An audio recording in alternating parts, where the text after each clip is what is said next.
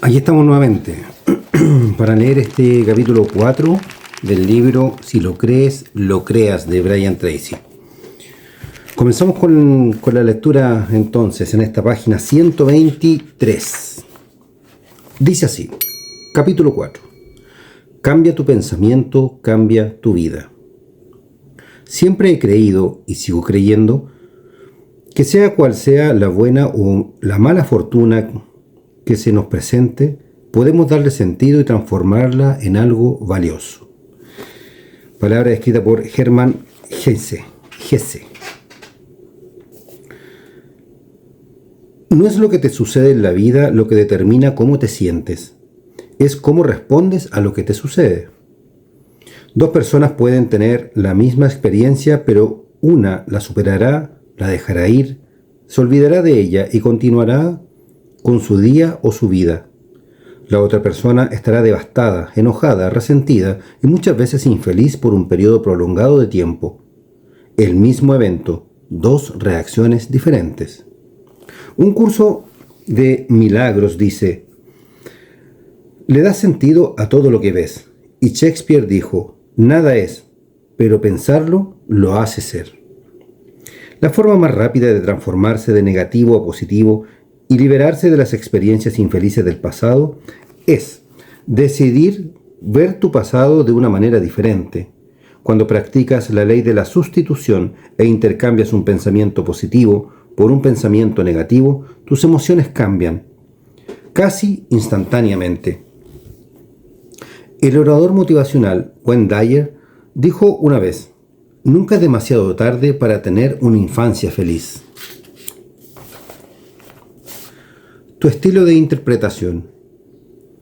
En otras palabras, volviendo a tu infancia y revisando tus recuerdos de las experiencias infelices que tenías, puedes convertirlos de malos a buenos, de deprimidos a elevados y comenzar a ver tu infancia de una manera totalmente nueva y positiva.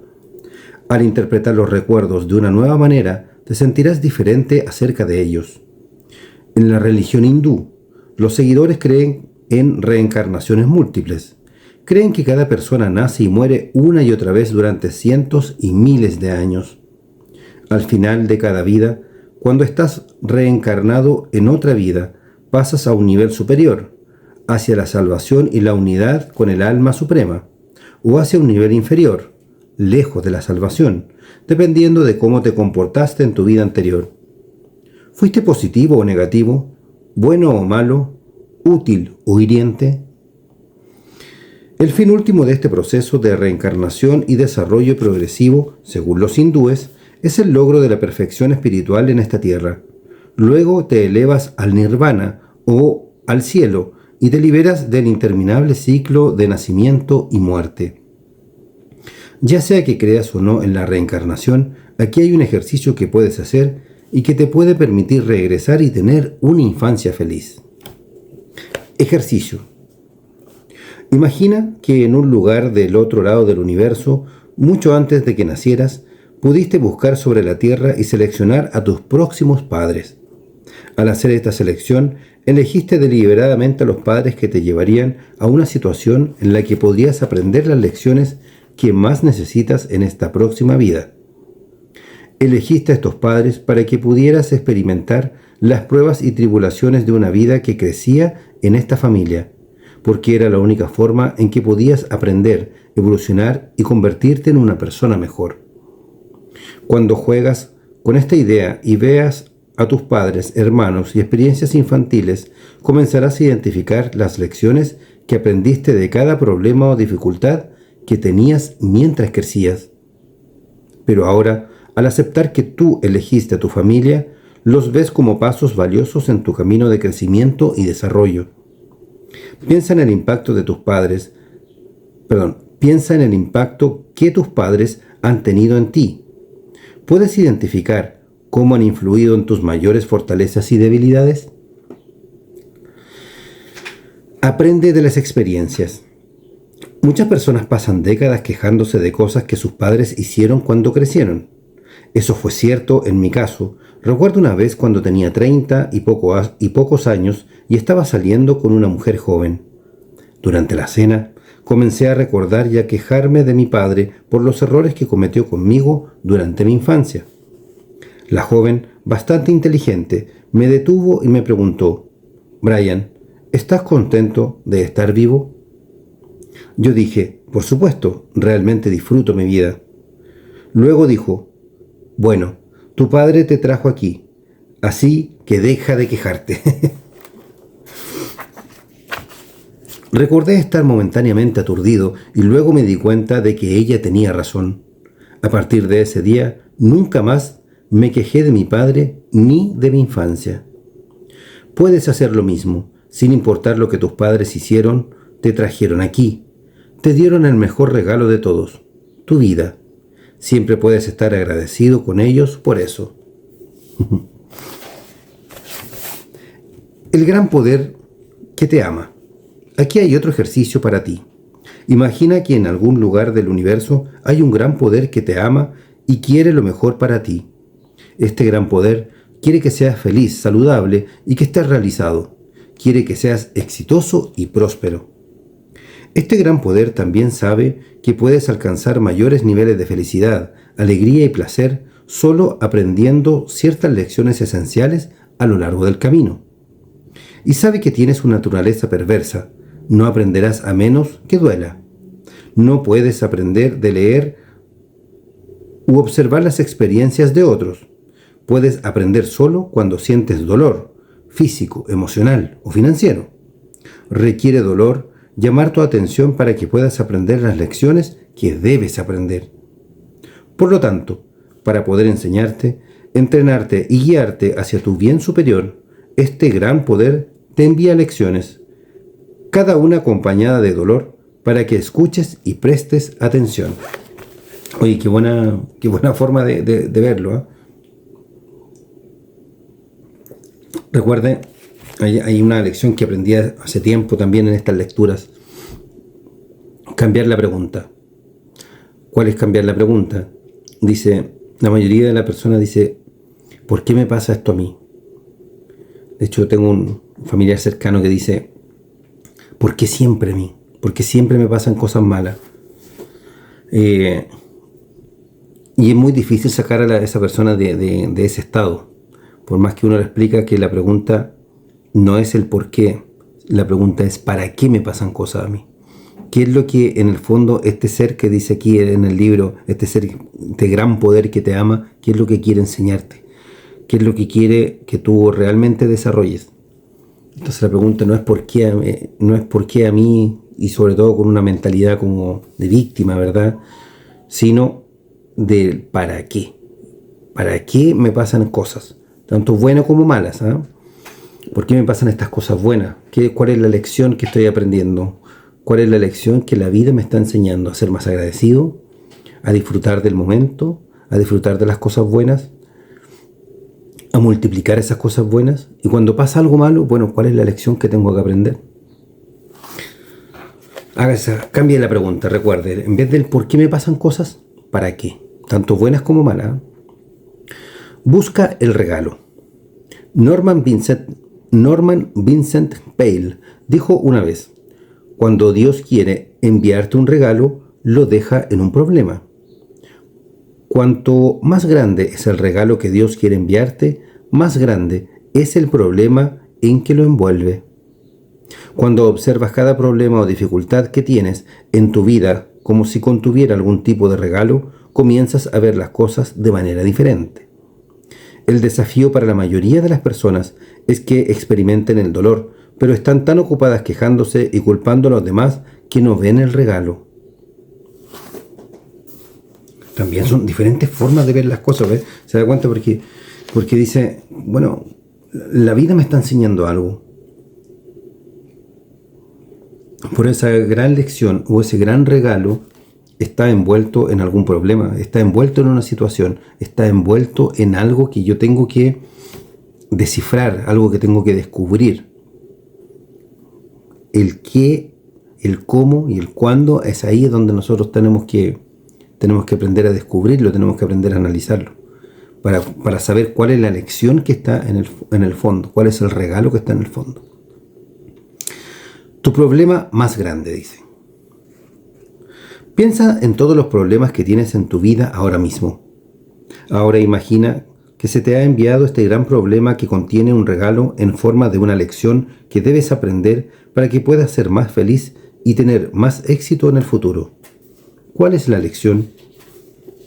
Una de las formas más poderosas para cambiar tu forma de pensar y tu vida es buscar la valiosa lección en cada problema o dificultad que encuentres. Lo más sorprendente es que si buscas una lección en un revés o en una dificultad, siempre encontrarás al menos una lección y a veces muchas. Ejercicio. Enumera 3 reveses o fallas temporales que has experimentado en tu vida. Ahora puedes reinterpretarlos y verlos como experiencias de aprendizaje. ¿Cuáles son las valiosas lecciones que el gran poder estaba tratando de enviarte? Cuando pienses en tu mayor problema hoy, que generalmente involucra a otra persona, pregúntate, ¿cuál es la lección que debo aprender de este problema o dificultad? Ve más profundo. Tu primera respuesta generalmente será simple y superficial. Tal vez deberías hacer más de esto o menos de esto. Pero ahora viene la parte más importante. Pregúntate, ¿qué otra cosa es la lección que debo aprender en esta situación? Ve más profundo. Esta vez, la lección será más importante y significativa, si no es que dolorosa. Quizá necesites comenzar o hacer algo diferente o detener algo completamente.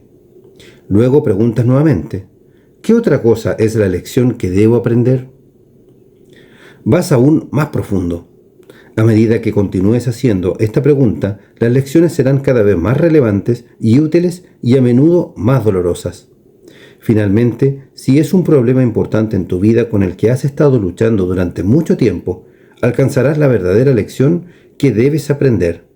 Por lo general, necesitas cambiar, salirte de algo o eliminarlo de tu vida actual. O sea, ya que estamos descubriendo este regalo, ir viendo, ¿cierto?, las capas, ¿cierto? Buscar en más profundidad qué es lo que nosotros tenemos que aprender. Pero para eso hay que ser bien analítico. Creo yo que nosotros somos reactivos frente a las cosas. Y en eso afloran mucho nuestras emociones, ¿verdad? Nuestra ira, nuestro enojo, nuestra envidia, nuestra rabia, nuestra frustración, nuestra pena, ¿verdad? Bueno, pero también cuando nos pasa algo bueno, ¿cierto? Afloran ciertas emociones positivas, ¿cierto? Como, qué sé yo, como la alegría, ¿cierto? El júbilo, como el amor, por ejemplo, la empatía, en fin. Pueden aparecer, ¿cierto?, estas emociones. Lo importante es que nosotros aprendamos a controlar las emociones, sobre todo las emociones que son negativas. Hay mucha gente que no sabe, adultos inclusive, no saben controlar sus emociones, y como no saben controlar sus emociones, tienden a ser pero muy depresivos, muy depresivos. Y tienen estas preguntas como, por ejemplo, de ¿por qué me pasa esto a mí? Y todo lo magnifican, y no buscan la solución a las cosas, ¿verdad? Y siempre están, como digo yo, rumiando los problemas. Y eso no te deja avanzar. Es una arena movediza que finalmente te hunde, ¿ya? Mientras más le das vueltas a los problemas. Ojo, porque claro, nosotros tenemos que descubrir, ¿cierto?, este papel de regalo que es un problema, porque adentro está este presente, ¿cierto?, este regalito. Pero ¿por qué en el fondo nosotros no salimos rápidamente? O sea, ¿por qué nosotros no desenvolvemos, ¿cierto?, nuestro regalo, sacamos los problemas para los lados y vemos cuál es la lección que está ahí? Hay gente que lo hace muy lento, o simplemente no busca lo que hay en el interior y queda simplemente estancado en la parte del problema. Y ahí se generan más y más problemas, precisamente, ¿cierto? Esta problemática se transforma en una espiral sin fin y la persona finalmente cae en una depresión que no pueden salir. No pueden salir. Pero muchas veces la depresión, ¿verdad? Bueno, la depresión es creo yo que es una una gran dosis de autocompasión y de falta de acción.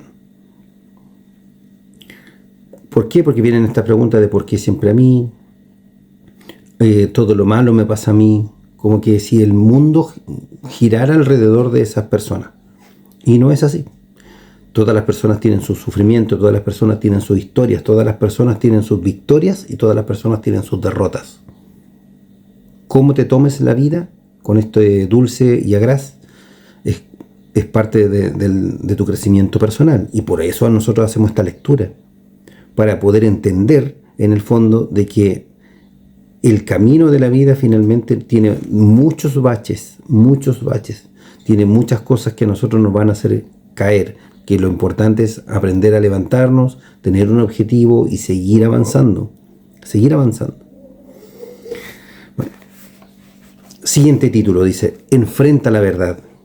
Cuando reconoces la lección contenida en tu situación infeliz y te das cuenta de que necesitas hacer un cambio significativo en tu vida, generalmente encontrarás problemas de ego. Evitas enfrentarte a la situación, practicas la negación, deseando y esperando que, de alguna manera, mejore por sí sola cuando, en tu corazón, sabes que nunca lo hará. Cuando finalmente desarrolles el coraje para enfrentar la verdad sobre tu situación y tomes las acciones necesarias dictadas por esa verdad, sucederá algo asombroso. Todo tu estrés desaparecerá, te sentirás feliz y en paz, te sentirás tranquilo y relajado. ¿Has oído decir que la negación no es un río en Egipto?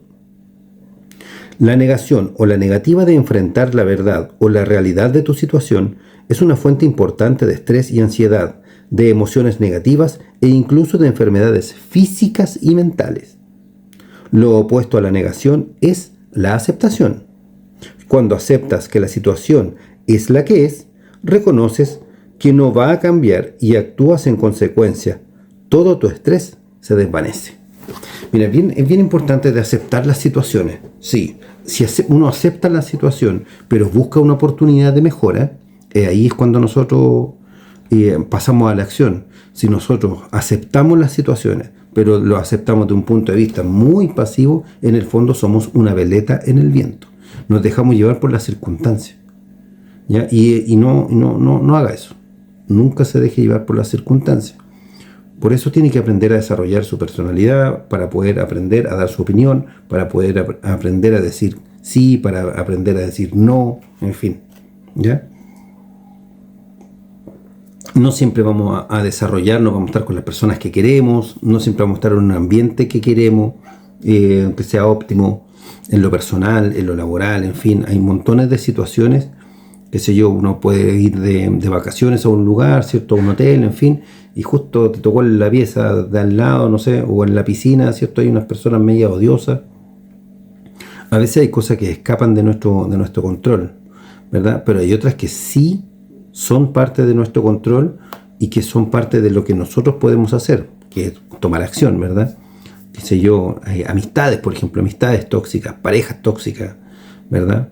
Sobre todo en estas etapas de pololeo, como lo conversábamos en el video anterior, ¿cierto? En esta etapa de noviazgo, estas famosas banderas rojas, cuando aparecen esto, cuando afloran, ¿cierto? Estos rasgos de personalidad que uno dice, no, ahí no, hay algo malo, hay una persona, no sé, si es muy mal genio, muy controladora, si es violenta, ¿ya? Bueno, sigamos. Optimismo aprendido, dice. El doctor Martin Seligman, de la Universidad de Pensilvania, uno de los fundadores de la psicología positiva, realizó 22 años de investigación sobre el tema del optimismo. Una de sus conclusiones más importantes fue que las personas son optimistas o pesimistas dependiendo de su estilo explicativo. Veamos qué es eso. El estilo explicativo define cómo interpretas los eventos. Recuerda que la percepción es la realidad y cada persona tiene su propia percepción de una situación. Es por eso que dicen que siempre hay 3 lados en una historia: la primera persona, la segunda persona y lo que realmente sucedió. En la programación neurolingüística están los conceptos de enmarcar y replantear. Esta es la otra forma de describir el estilo explicativo. No es la situación la que te hace sentir feliz o infeliz. Es tu interpretación de la situación como positiva o negativa. Al volver a enmarcar una experiencia negativa pasada en una lección positiva, descubrirás que tu memoria emocional cambiará totalmente y te liberará de sus sentimientos negativos previos. Sí, efectivamente. Y además hay un factor aquí que yo le podría sumar, que es el factor tiempo. ¿Por qué?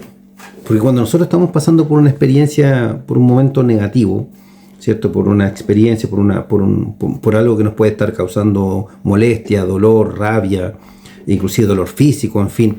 Cuando pasa el tiempo y lo vemos desde una perspectiva mucho más lejana, ya no te produce lo mismo. A mí me ocurrió una situación hace unos meses atrás. Yo iba a mi trabajo, salgo a un buen horario, ¿verdad? En fin, yo a mi trabajo me demoro 1 hora. Entonces normalmente me tomo, ¿cierto? Le doy 15 minutos más, ¿cierto? Al viaje por cualquier cosa. Bueno, en fin. Ese día me fui temprano, ¿cierto? Inclusive como 1 hora y media antes. Ley de Murphy. Me encuentro un taco, chuta. Un taco en la carretera, o sea, no tenía cómo salir tampoco. Ya, por un accidente. Entonces, chuta, prendo el Waze y le pongo ahí, chuta, veo en Waze y dice un taco de kilómetros. Ya, jodí nomás. Pero empieza a avanzar la hora. Y yo entraba ese día a las 3 de la tarde. Y yo de repente miro la hora y ya eran como 10 para las 3 y yo estaba a kilómetros todavía de mi trabajo. Bueno, avisé, por supuesto. Mandé un mensaje a mi jefatura: hoy voy a llegar tarde, estoy metido en un taco que no avanza nada. De hecho, no avanzaba nada, ¿sí? No sé a qué hora voy a llegar, porque... Y por esas cosas de la vida, como metí al Waze en el teléfono en un principio, no lo tenía conectado al auto, le saqué un pantallazo porque me causó gracia ahí, chuta, todo en rojo, qué sé yo, le saqué un pantallazo. En vez de llegar a las 3 de la tarde, llegó a las 4:30 de la tarde. Pero un taco terrible. Y lo peor que cuando, claro, decía ahí accidente, y cuando paso por el punto, digamos, de donde supuestamente estaba el accidente, como que ya habían sacado los autos, ya estaban limpiando, no había nada prácticamente. Pero el taco seguía para atrás. Bueno, llegué al trabajo. El tema fue que me cuestionaron muchísimo. ¿Cuál fue el sentimiento que yo tuve? Que tuve mucha molestia, porque en el fondo pusieron en duda de que yo había estado en ese taco, simplemente que venía tarde, no, pero uno puede tener un atraso, ¿cierto?, de unos minutos, pero no 1 hora y media. No 1 hora y media, eso no es un atraso, ¿verdad? Es porque algo te pasó, pues, viejo, algo te pasó, no. Yo me puedo atrasar 10 minutos, 15 minutos, es un atraso, pero 1 hora y media. Entonces, a mí me molestó mucho porque, y en su momento yo, normalmente cuando me enojo mucho, bueno, antes, cuando era más joven, explotaba así, hasta te agarraba chuchas, te insultaba. Con el tiempo uno se da cuenta que no es necesario, entonces ahora yo me quedo callado, se me nota por supuesto la actitud y todo, pero prefiero quedarme callado precisamente para evitar decirle cosas hirientes a la persona. Además que yo estaba como muy molesto porque yo en el fondo me estaban diciendo que estaba mintiendo. Y a mí me molestó mucho que dudaran de mí.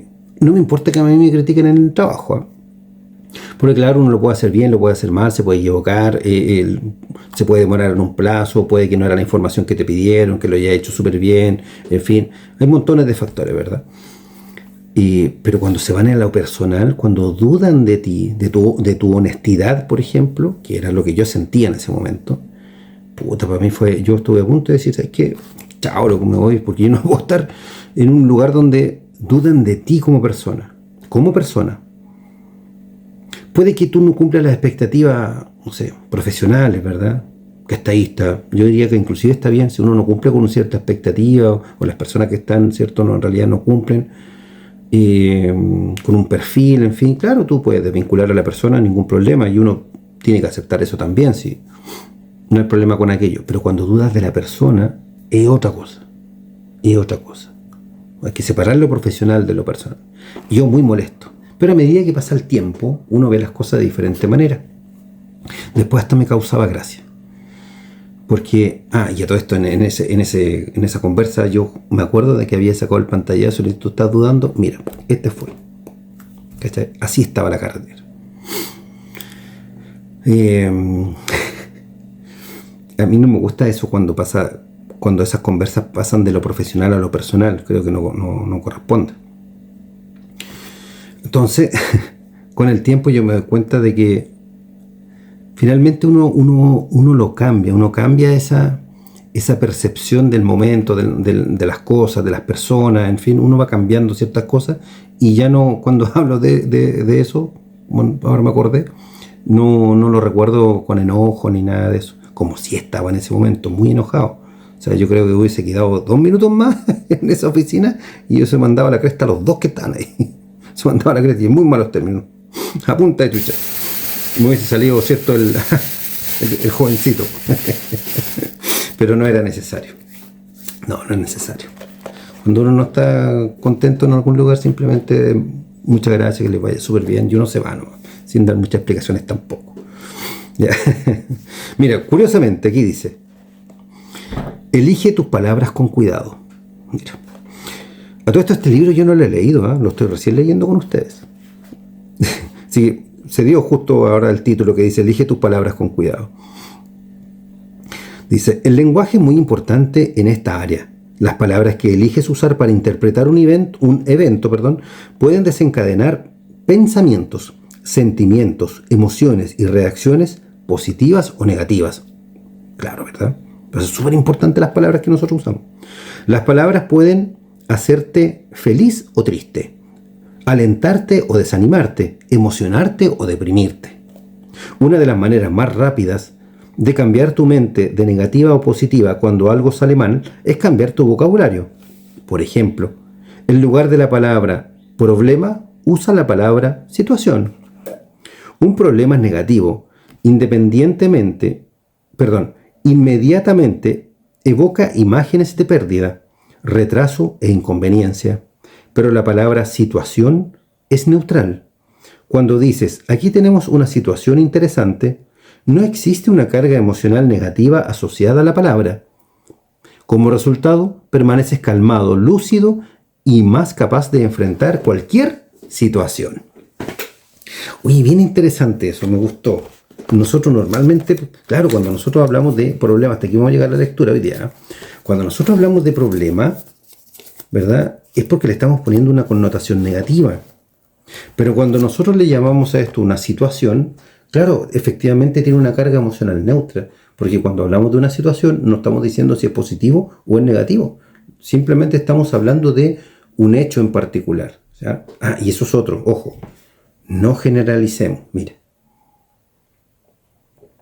no sé, con tu pareja, por ejemplo, tú dices, es que tú siempre tal cosa. Es que tú nunca tal cosa. Ojo, porque cuando nosotros somos súper absolutistas, ¿verdad? Hablamos del siempre, hablamos del nunca, es porque efectivamente en todas estas situaciones se origina o se da el mismo resultado, ¿cierto? De la misma conducta, el mismo comportamiento.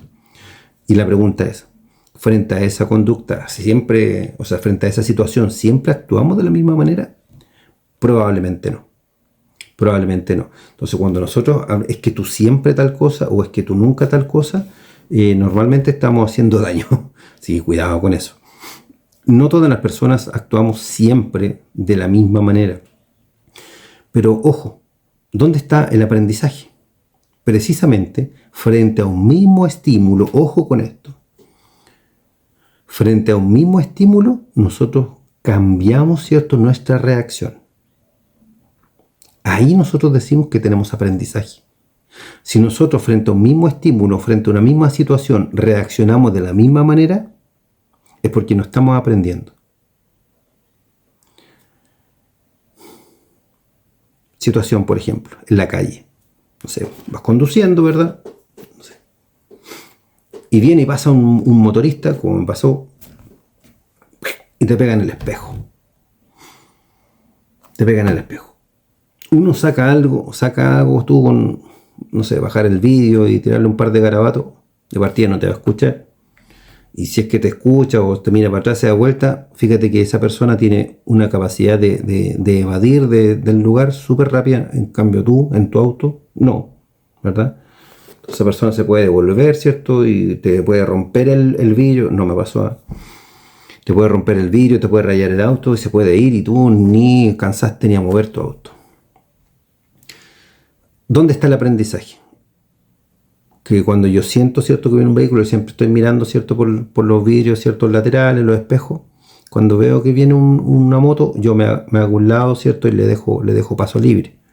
Porque ya me pasó, ya, ¿cierto? No me rompieron el vidrio, pero ya me pasó. Sí, una vez me pasó que un motorista se pone delante mío y para acomodarse, para pasar entre medio de los autos, ¿cierto?, entre el auto de que estaba delante y el mío, y por tratar de pasar por entre medio, se echa para atrás, ¿cierto?, con la moto, y con la moto, con la parte de atrás, como un tapabarro que tiene, le pega en el capó y me raya el auto. Yo sentí como que golpeó el auto, pero yo pensé que había sido la rueda, no me di cuenta que lo había rayado. Le rayó así un rayón en el capó.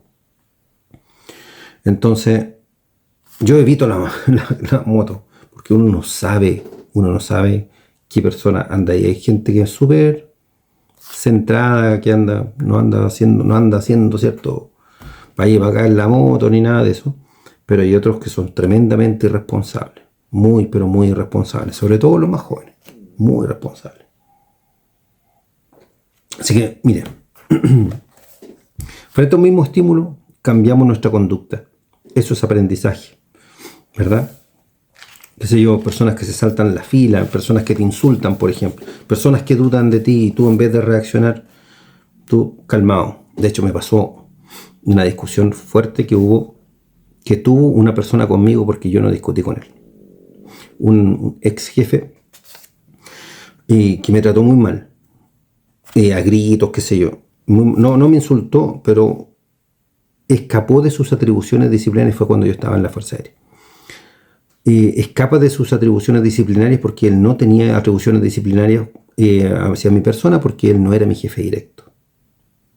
Pero yo, calmadamente,